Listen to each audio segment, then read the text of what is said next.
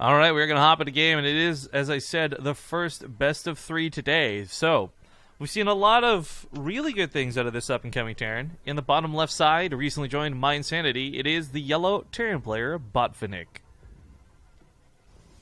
In the top right, as the orange Protoss, it is TAiLS.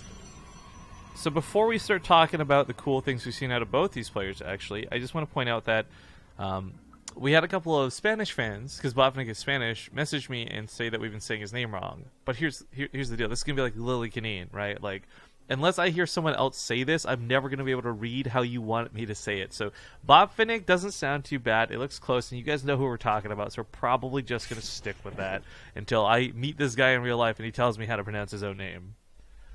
And then it's going to be something where it's like, I don't know, I'm saying it differently. I know, right? It's like when you try to say my name, and you don't hear anything different, but I hear very different ways to pronounce it. Yes, okay, I get that exactly it, like Graham, right? No! But, Damn it. yes, exactly. It's like, I guess because I've never had this, like, I don't know if I've ever had the equivalent problem, because as the English speakers, we're usually the ones that are, like, catered to, right? That's our privilege. But as far as, like, if I ever hear, like, someone else who does have a different accent say, like, zombie grub, and they can't say it exactly perfectly, like, I really don't care. And I wonder if, like, if I was a player and someone in like, the, like, O Gaming kept mispronouncing zombie grub, would, like, my fans be like, no, it's zombie grub. Like, come on now. And I would not care, so... like, if we're, like, truly saying it, like, absolutely wrong is, like, one thing, but to actually just be like, it's Botvinnik. And we're just like, okay, Botvinnik. No, Botvinnik. Like, I'm just gonna be like, Kumbia, okay. my lord, Kumbia. It's like, I know you've never watched French Kiss. Like, not many people have, but his name is Luke. And she's like, Luke over there. Alright, so Botvinnik, to give him a little bit more than just a funny story about his name, he's played against multiple Protoss in our tournament recently, and not just one, but like looked fantastic in doing so every single time. TAiLS, on the other hand, bit of a Korean player. We haven't seen him for a very long time. Started coming to a lot of these EU Cups recently. Finished, I think, second in the G2A Cup, losing to BCQD rather badly. So I'm not sure how good his TVP really is, or excuse me, his PvT. But being Korean certainly merits him this kind of default skill level that a lot of us are going to assume he lives up to. Yeah, I mean, this is the first best of 3 we're going to see, so... I'm still going to give Botvinnik a 2-0, actually. TAiLS and most of the Koreans, actually. Maybe not Symbol. Seeing Symbol here is actually a bit of a surprise, but the other guys that have been playing in the European Cup, TAiLS, Super, Tang, whether it's the time or they're out of practice or who knows what, they haven't actually been looking that good. Or Botvinnik's on the up and up. So, yeah. I'm going to give Botvinnik the 2-0. We'll see what TAiLS can do here. Botvinnik, you know, by the way, being Orbital Shipyard as the first map, is already in, like, the green right now, because he has a very strong tank push on this, and it looks like he's doing it here too. Yeah, we've seen this work a couple of times for him. The other thing I've been really enjoying is when we've seen him do those sort of Suicide Marine pushes, and you're just like, okay, here's 6 Marines with no support, and oh, I guess they killed everything. Whoops. Yeah. This is actually, I don't remember him doing this last time on Orbital Shipyard, but... Moving out early isn't bad. I think a big part of doing a push like this, for timing-wise, is you make sure there's no pylons on the low ground. You're probably not pushing to the main. You're likely not killing anything at the top of the ramp, just for fear of what's there. But you do guarantee that you get here early, pylons going up, third base going up, these get canceled with this attack. Now he waits a little bit longer. We got the medevac on the way, tank coming as well. I mean, this just gets better and better from here. Yeah, very interesting addition to his usual Orbital Shipyard plan. What is that, an observer? Yeah, the observer's coming in here, and it won't unfortunately scout much. This will have just a little bit extra warning for the Marines. 4 Stalkers is nothing to scoff at, but they do need room to maneuver, which they're quickly running out of. And the tank is going to help as well. Overcharge, though. Yeah, I guess you got a little overeager seeing the Stalkers run away like that. He got a little overcharged in the process. Hee-hoo. A couple of Adepts are warped in too, and TAiLS will deal with this perfectly fine. This is not a great push though to Botvinnik. Like, we've actually seen this work really well. I feel part of this was, okay, he got a little overzealous, maybe thought, okay, he's got nothing, and, you know, that cocky, that confidence really playing against him, because he lost too many Marines to be able to protect that tank. And with the tank being sent back home, it's not game over, but that stops the push. Yeah, yeah. Actually, it's quite worrying. Botvinnik might have to deal with a blink push with a warp prism, and is something that is not too difficult to deal with if you already are going for tanks and you have a defensive setup, which usually he does. This is how he's been playing with otherwise, is like getting the army maybe a single drop, but even then it's like a Widowmine drop, so the medevac usually gets out alive. And then just defending otherwise. And that puts you up really well against a blink soccer attack. You know, having 2 tanks cover your bases is... You know, they literally cover your bases, right? But having lost Marines, didn't actually lose the tanks, that's good. But having lost the Marines to buffer against the tank for the tanks, the Stalkers might have a bit more of like a shining moment here, especially with combination of that War Prism attacking off to the left, where there is no defense at that natural. Oh, let's see if the Warp Prism actually goes that way or just stays in the front lines. Quick shouts to Direct Action for the 2-month resub. And we got someone in chat asking, is there an entry fee? No, all of our cups we host on BaseTradeTV are totally free and open to anybody, any region, any rank, unless we state otherwise. So, Corsair Cups, Chairs for Gaming, which is happening tonight. We'll shout that out a little bit more later. These are all things that are going to... You just enter for free. There's no costs. There's nothing. Just do it. Play. Play StarCraft, damn it! Just do it! Oh wait, you don't like that, I think. No, it's fine. It's fine. I'm just saying, it's silly that it blew up the way it did. Sure, yeah. Like the just do it phrase is basically Nike. I mean, for me, okay, I'm disappointed because that blew up, but so many people still don't know that Shia LaBeouf is a cannibal. Okay, like that's I love the orchestraic happen? version. Like that was so good. Yeah, damn. All right, so DTs are being added in here. Did forget to talk about the Dark Shrine. Honestly, I thought that was going to be a follow-up after he's attempted to poke and prod a little bit with the Blink Stalkers, not as part of the multi-pronged attack. So I guess the DTs might just go into the main, but there's no missile turret. There is a scan on the main and almost a scan on the natural, so that's actually looking pretty good. And he has missile turrets in the natural now. He knows this is coming. He saw this too. So that scan ready to go. DT's trying to scatter. He picks them all off though. 3 DTs for 1 scan. Great moves here to Botvinnik. One at the front can be really annoying. Doesn't have anything up here to repair. With the 3rd CC on the way, he's gonna have that extra scan, but it's not gonna be for some time. So it looks like the depot is gonna break. Yeah. But you know, Botvinnik did a great job holding. He actually got a 3rd CC in the process, and TAiLS blink aggression was really never. He doesn't know about these stalkers on the right side though. Picks off a medevac, 2 medevacs, 2 tanks go down. Wow. Almost a 3rd. He's got the Marines to fight this though. The tank's not so important. Focuses down the sentries, no guardian shield, and Botvinnik does take a good fight. However, he starts getting away from his tanks, and this is where it gets quite scary. And his medevacs need to go pick up the tanks, and that's actually a big deal. Adepts are warped in. Oh, these Marines are all so close to death. They've stimmed so badly. Well, Resident Glaives is so close to being done. Those Adepts could have helped us a little bit more, but they do end up all going down. But so this is the problem for both players in this situation. Botvinnik did this sort of on 2 bases. Not that he didn't try and take a 3rd CC, but this was done off 2 bases, so he had a lot of army supply. Fantastic. And that shouldn't have just barely traded out. That should have dominated somebody like TAiLS in a similar situation. TAiLS, on the other hand, as well, because he chose for 2 bases against a Terran on 2 bases. Okay, his 3rd's up a little bit quicker. Sure, he's mining now, but there's going to be the power of mules, and I don't think he's really gained anything off this attack. And he's got no tech. This is where Botvinnik starts coming ahead, right? Like, he's got +1 weapons, +1 armor's on the way. Like, he's going to look better as time goes on. Yeah, he definitely is. TAiLS invested a lot into this Blink Stalker attack that almost really helped. Like, getting all of those tanks was really important. Great snipe on the Warp Prism. The Adepts are trading up pretty well with the Marines thanks to the Resonating Glaives being finished, and that tank is going to make sure this doesn't get too out of hand. Meanwhile, I guess he was really scared of the Stalkers coming back in for round 2, so he kept a lot of his army on the low ground. Trades out a few more Marines that I think he wished he would have, but still, at the end of the day, looks pretty darn good with these tanks and even a Liberator set up for defense. Yeah. Looking pretty good on the defensive front, but it is about securing the defense and then going for the attack, which Botvinnik doesn't feel quite comfortable to do yet. But when he does attack, like, I really don't know how TAiLS is going to hold on. His armor supply is not just, straight up less, it's also just inferior in all aspects. So there's no upgrades on them. Thank God he has, like, the base upgrades with the individual units, but no +1 of any sort, and no Robotech on the way. Just the Warp Prisms that are coming out, like no Immortals and certainly no Disruptors. Funny thing is, though, Immortals wouldn't necessarily be super amazing in this situation. Like, they've got the health, that's cool, and maybe get on top of the tanks, but because there's no Marauders to deal with, the Stalkers and Adept combo isn't too terrible.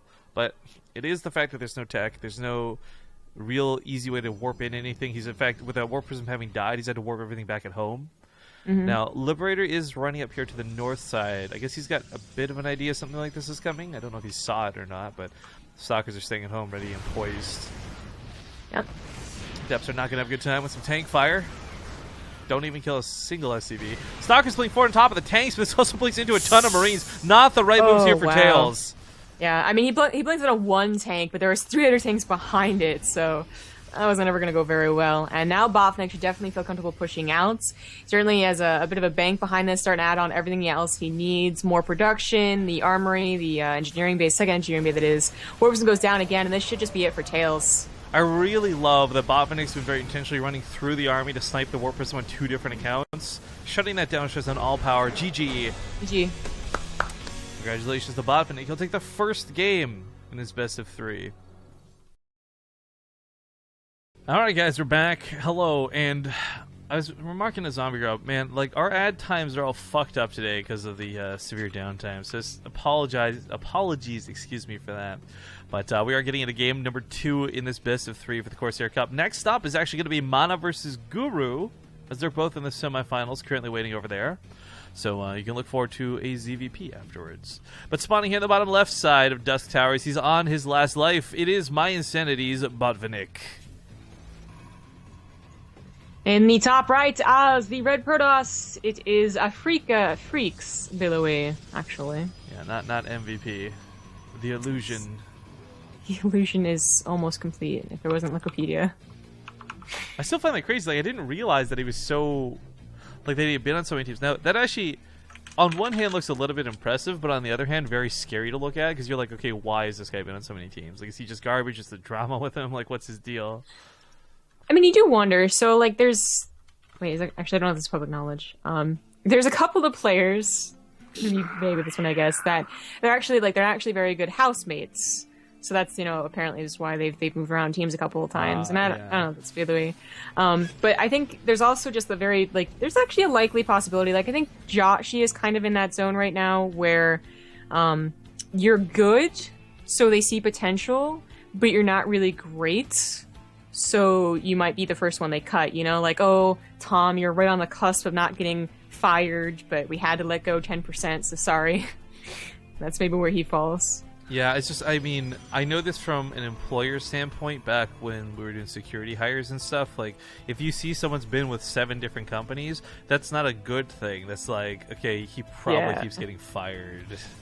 Yeah, so I don't know what it's like. It's especially, if someone... Yeah. Whoa. What's up? It's like the first time we've seen a Reaper in like 80 games of Botvinnik. Well, it's so weird because he used to go, like, the 2 tournaments ago, he was going Reaper every single time. And then a tournament ago, he never went Reapers. He was always going for, like, those fast Marines. But anyway, I was going to say, with esports being like it is, you can't really do the same thing as you do in real world. It's like, okay, you've been through 8 teams in the last 4 years. That's weird. 8 teams in the last 4 years is like, oh, this one went defunct, this one went defunct, this one, couldn't pay its players. Yeah. Well, esports. Anyways, this is a little bit interesting for me because I feel like what Billowy did last game wasn't some sort of build order win where Botvinnik fell apart because he didn't see it coming, and it's not like he missed out and mismatched third timings or anything like that. So for no other reason can I really see him going for this Reaper. It's just weird because nothing in that game makes you think, okay, a Reaper would be better for game 2. But the question is, did he see this oddly placed Twilight Council? The answer is no. So this might actually be for a bit of something cheeky this game. And the scan is also going to miss it. Oh, that's painful. Yeah. Well, a lot of Protosses in PvZ, if this was versus Zerg, I think you just would call that Dark Shrine follow, because that seems to be really in lately, But for PvT, it's so possible. Dark Shrine really follows nicely after a blink attack, and I do believe Billowy did that last time we saw him, but not the last game. Last game, he did end up getting a Dark Shrine, but it was a very different game, like much more macro and whatnot. In fact, the DTs only ever did that it stalled the 4th base last game and was included in the army. I don't think DTs were ever warped in to kill those SCVs. Those were all like adepts. Yeah, pretty sure. Huh. Let's see if it's even the plan. I mean, just hiding the Twilight Council could just be for, actually hiding also these gateways and making them wonder, like, what the hell is going on. I only see a robo. Well, Blink being the weapon of choice is It's like a necessity. It's like Stim. You just want it for mobility, if nothing else. But it's going to be nice to see if he uses this early. I mean, Botvinnik has been doing sort of these 2-base openers, so it is kind of scary to do anything designed towards an all-in, but Billy's going to at least have some harass going on with that War Prism. However, he's going to have to first deal with the Liberator, and looks like pylons have been set up very nicely at the main. Not so much the natural, but at least the main is covered. There's that follow-up Dark Shrine. So, with Botvinnik, once again, so far going for that 2-base tank push, this is almost identical setup as to what Mana had when Mana versus Botvinnik went down in the finals of Monday's Cup. He had Blink, he was pressuring a little bit. I don't think he went for a Dark Shrine. Maybe one of the times he did, but it ended up really working out. But Blink can only get you so far. It's really about the control and the pressure you apply with it. And if Botvinnik just steamrolls your Blink, we've actually seen that go very poorly for the defending Protoss. That's certainly what Botvinnik will be looking for. But attacking to the main base is never going to go well with the pylon setup as they were, and who knew? Uses that without doing much damage. Yeah, T-Prob's definitely not necessarily worth it. I mentioned this last game, but this was kind of something we talk about more when we're casting Mana, but it applies to Billowy as well. Billowy did go for like 4 observers that last game. It made it really tough for Botvinnik to get anything done unseen. This time it's not as crazy, but it's still the fact that you've got that observer over your ramp. You know, like, as a Protoss player, everything that your Terran opponent is doing. And knows, more importantly, there's still no third down. Yeah. I'm just like, it feels... Sometimes it does anyways. Like, this 2-base tank push is like the Immortal Sentry all-in of old, where it's like, okay, I scout this from the very beginning. He literally tells me I will be doing this. And it's still rather hard to take advantage or beat back, but I just looked at this base and I was thinking of taking advantage of the lack of scouting from Botvinnik, and I got my wires crossed, but I really wonder about this hidden base. Like, all you see is the guy on 2-base. We literally just went over that, and you decide to take a 4th? Even if it is hidden, it's still an investment. Yeah. Interesting. I mean, we've talked too about how it doesn't tend to pay off, but kind of feel like Billy's in a fine position to take it. Now, Botvinnik's going for the push that we've seen him more classically win TVP with. Tanks and Marines aplenty. And again, a big part of this is Billowy. He's going to have Resonating Glaives. He's going to have +1. This means he's going to actually be able to deal with the Marines pretty easily. Can he deal with the tanks? And I feel like as long as Botvinnik doesn't miscontrol these medevacs and lose like 3 of them before a fight begins, probably not go too badly. I also don't know if you saw the DT. Should have heard it. Yeah. There we go. But this is a problem, you know? You know they have DTs. That's either a counterattack that's really good, as we see right here, or it's 1 DT at a time until you run out of scans. Oh, God. He's going to try and put down some turrets because he is out of scans. Oh, actually, he's got scans in the natural. I don't know what he's doing. He's distracted and pushing through the middle. Want to save the scans for the offense, perhaps, being that priority. Stalker's buying a little bit of time, just poking in and out, but really just picking off a Marine at a time. It's not that good. Loses control of the natural, but Botvinnik is looking to win the game with this push, not necessarily play macro, so it's not so terrible. In fact, the Mothership Core falling back with those probes, just going to recall them out. We recalled the secret one. But that's a pretty cool idea. That also removes any photon overcharge from home. He's just lost the Mothership Core aspect of this. So, on one hand, you're like, okay, you might base trade this out. On the other, there's less defense now. Well, I'm actually more worried about the Blink Stalkers being where they are, which is not close to this. Because the Blink Stalkers would make any advancement of the tanks really, like, second-guess themselves. For right now, there's no second-guessing. You can pick up the tanks and try and go for it. 2 of the Immortals have had their shields popped already, so those are now on cooldown. Slowly chipping away at the pylons, just advancing his way forward. Stalkers are coming from behind. I guess for Botvinnik, he's questioning why this is going so well, so he decides to pull back. Like, this is going too well, I'm doing too good? I don't understand. Yeah, it is very interesting. I mean, I brought up the 2-base Immortal all in, but let's bring up something else that's maybe even older, or same time, I guess. The 1-1-1. You know, back in the day, you could actually sacrifice your natural, and still, you could still win the game. And maybe that's what Botvinnik thinks Billowy is doing, just sacrificing the 3rd so he could play the long game and try and win that way. But Billowy never really truly sacrificed the 3rd. Right, and this is a problem now because Billowy's income's fantastic, and as we look at that army count, he's been able to build up heavily while this went on. In a normal situation where it is only 2 bases, right, Billowy starts falling behind, he can't actually keep up with unit production because of economy. But with this 4th/3rd base, fully saturated with that Nexus, or that Mothership Core recall, he is so good to go. Yeah. This is very interesting. This is definitely something that was a response, and we questioned it because, like, that's a lot of money to invest into a fourth base. What if you actually just get steamrolled entirely because of that? But if Botvinnik was going to, kind of like let go here and just pull back and say that there was enough for me, then that's when the fourth base being secret was a really good idea. So kudos to Billowy. I don't think that was luck, like, oh, good thing I went for fourth base. It was my plan is to go for fourth base and let you kill my third. Well, there's a big fight brewing in the middle of the map waiting to come down. Certainly Botvinnik still has a good army, even though Billowy's economy is looking better with that base. Botvinnik might be able to lift his main soon enough, but that's a while off still. But Billowy has upgrades. He has a couple of Guardian Shields, or actually just one. Mortal of those Immortals, getting any opportune hits on those tanks could be a big deal. But is he really going to sacrifice his third again?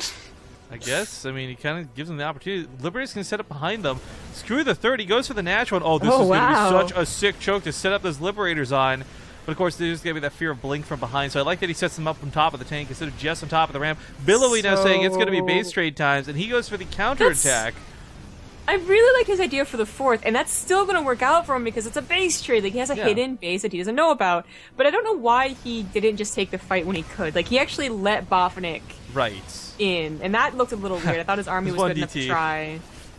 Let's see what the scans like, Billowy does have everything for a base trade. DTs, hidden base, still a really good army. Yeah, this attack on the other side of the map, though, is not going to be met without consequence. That's a Liberator and a tank on the ramp with a lot of Marines on top of it. Adepts are going to try and transfer through. SCV's getting pre-pulled as well. I mean, he could technically lift the buildings like Terran, what all Terrans do, and put all other races on tilt, but, I mean... Well, if he lifts, then he can't scan. And, okay, he's going to get the Dark Shrine, so... That's the last DT, I believe. No, he has two. Recalls the rest of the probes over once again. It is full on base trade. He is flying over to a funny location. It's kind of guarded, but also right next to his opponent. Perhaps won't realize it. But being in the air, he can't scan, so he's bleeding out some of these Marines. And while he did have a shit ton of Marines going to this fight, this Dark Templar is up to 13 kills already. Yeah. He also warped in another DT at his hidden base. So with the command centers lifted, and, he's got to land this for scans. I mean, that's the scariest part about this. He's going to lose a tank now. These tanks are incredibly valuable. Picks them up, scoops them up. That's not it, though. You're missing a base. He's going to notice in 10 seconds that pop-up isn't there. I don't... Being revealed. I don't know that he knows... Oh, this is so weird. Alright, so Billowy probably knows where that base floated to. It's a bit of guesswork, of course, but while this happens, tech's not replaced. It's only actually the gateways that are being rebuilt in the Twilight Council, so you can't put down the Templar Archives brand new. You can't make any Archons or DTs anytime soon. Billowy's army, though, this is weird, because I don't actually know who wins in a straight-up fight. So, I think the problem right now is that Botvinnik's army is entirely positional. It really is dependent on tanks and Liberators.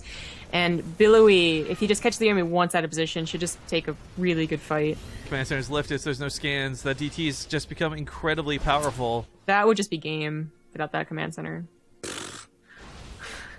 And it's gonna go down, so... Where's that SCV, though? He could build a new CC, possibly. Oh my god. Build a new CC, wait until it has the orbital on top of it. Oh god. He did bleed out a couple tanks by the looks of it, so that tank army falling apart. It's still mostly power through the Liberators. Like, truth be told, the tanks are good and absolutely fantastic, but it is a lot of power through those Liberators. But Botvinnik falling apart right now. His opponent's actually expanding, and that SCV's about to get caught. It's the last SCV on the map. Okay, that's so now there's no more detection, period. And DTs could, and would technically win this game. A lot of Marines died. This DT is up to how many kills? 11. Oh. Billowy knows it too, because he saw the little alert come up, so that's all he needs. He's actually making another Dark Shrine just in case. Like, he's gonna win me this game, but his main army could win him the game now. I don't know what. Not how I saw this. This is not how I saw this game ending, but this is still pretty fantastic. Like, Botvinnik didn't really lose this game terribly, right? That's the funny thing about this. And Billowy, he definitely deserves the win. Billowy. He did have like 1,800 minerals, so he just threw down 2 more Nexus. Man, like, build a Stargate. I know, he needs to Dark Shrine first. I mean, Botvinnik is probably hoping that there's only a Nexus, like, and he has like 300 minerals in the bank. So he only has to kill maybe 3 buildings. Because that's what a lot of base trades go down to, a Nexus, an Assimilator, and a Pylon or something like that, right? But it's a lot more than just 3 buildings. I mean, there's gateways, there's a lot of frickin' Pylons, there's 2 other Nexus, there's no way Botvinnik wins this by just sniping buildings. Well, I mean... This is... Yeah, I like Botvinnik's attempt here, but he just doesn't have the army supply to make it work. The Liberators could technically guard against Phoenix for a little bit of time to keep the buildings alive, but... Sure. I'm thinking that once he sees the base, he'll tap out.